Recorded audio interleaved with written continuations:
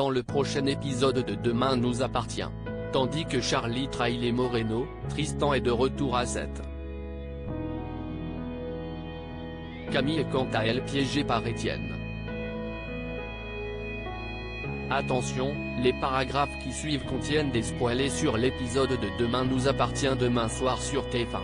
Si vous ne voulez rien savoir, ne lisez pas ce qui suit.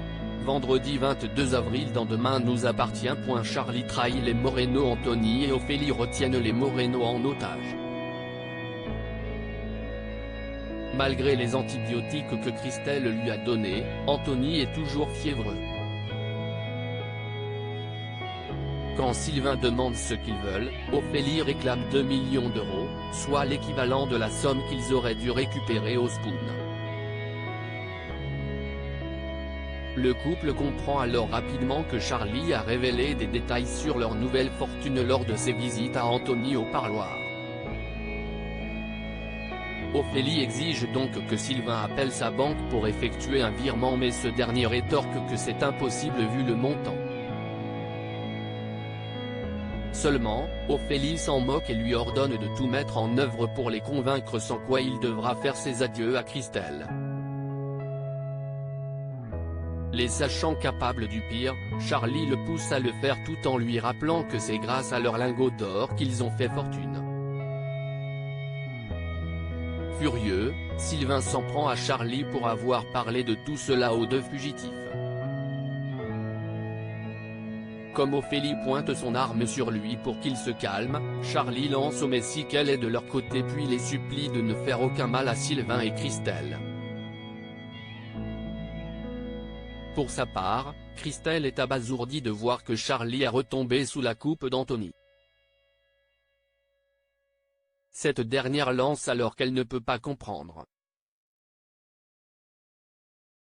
Au commissariat, Damien a examiné les images de vidéosurveillance du port et ne saisit pas pourquoi les Messies ont braqué un petit pêcheur au lieu de s'enfuir sur un bateau plus puissant.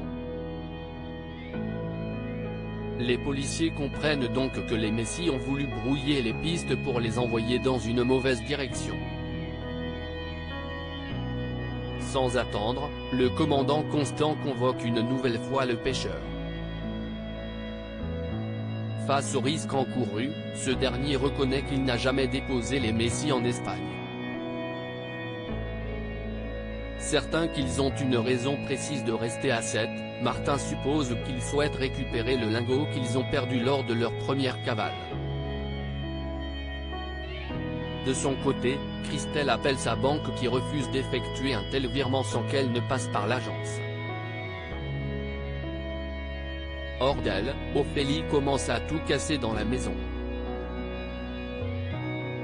En parallèle, Nathan est inquiet car Charlie ne lui donne plus signe de vie. C'est pourquoi il se tourne vers François. Cependant, celui-ci n'a pas plus de nouvelles que lui. Il lui apprend ensuite qu'ils se sont disputés la veille et que cela ressemblait à une rupture. Bien que cela puisse expliquer son silence, Nathan reste malgré tout préoccupé.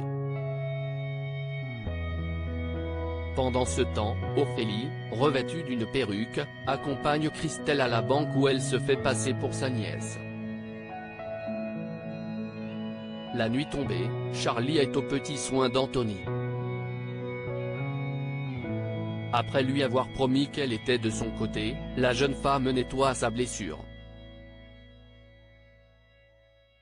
Lorsqu'il la questionne pour savoir pourquoi elle fait cela pour lui, Charlie rétorque qu'il le sait très bien. Comme il veut être certain de pouvoir lui faire confiance, Charlie l'embrasse puis en profite pour voler son arme. Tandis que Sylvain pense qu'elle a changé de camp, elle sourit puis remet le pistolet à Anthony. Tristan est de retour à 7. Bart et Louise se lancent dans les préparatifs de leur mariage. Si Louise aimerait faire cela en petit comité, Bart imagine quant à lui une grande fête afin que tout le monde sache qu'il épouse la plus belle femme du monde. De son côté, Vanessa déborde d'idées pour la noce. Comme le mariage est dans moins d'un mois, elle impose au couple de faire un point à chaque fin de service et promet également de leur envoyer un message à chaque fois qu'elle aura une inspiration. Par la suite, Tristan débarque à 7 pour épauler Bart et Louise au spoon. Toutefois, son arrivée est loin de plaire à Vanessa qui n'a aucune envie de la voir dans les pattes. Malgré tout, elle promet à Louise de faire un effort. Mais Tristan et Vanessa retombent rapidement dans leurs vieux travers. En effet, l'ancien gérant du Spoon ne peut s'empêcher de faire des remarques sur les choix de Vanessa concernant le menu du mariage. Au cours de la conversation, Tristan finit par lâcher qu'il s'est séparé de Justine et qu'il a toujours pensé qu'il finirait par se marier. Vanessa se montre alors compréhensive et va même jusqu'à lui dire qu'elle compatit à sa tristesse. En réalité, elle le trouve déprimant et pousse Bart et Louise à lui parler pour qu'il n'ait plus cet air de dépressif sur le visage. Devant se montrer plus créative que jamais à l'approche du mariage, la chef ne veut pas avoir à absorber des ondes négatives. Camille est piégée par Étienne. Camille arrive avec 10 minutes de retard au lycée.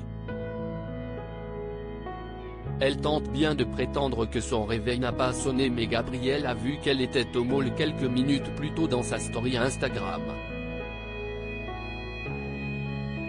Il lui donne donc 1 heure de colle. Cependant, Étienne, qui ne croit pas que la répression soit une méthode éducative efficace, accepte de lui retirer sa colle à condition qu'elle s'engage à ne plus jamais être en retard. Même si elle n'a pas voulu le contredire devant Gabriel, Chloé aimerait néanmoins que les règles soient vraiment respectées au sein du lycée. N'étant pas là pour contester le règlement, Étienne lui demande de lui faire confiance. En parallèle, Camille ne tarit pas d'éloges sur Étienne mais elle perd rapidement son sourire lorsque le CPE transforme son heure de colle par un travail. Ainsi, elle devra réaliser un podcast de 3 minutes sur le retard. En rentrant chez elle, Camille réalise qu'elle s'est fait avoir et que cela va lui prendre 3 fois plus de temps qu'une simple heure de colle. Elle est donc prête à jurer sur sa vie qu'elle ne sera plus jamais en retard.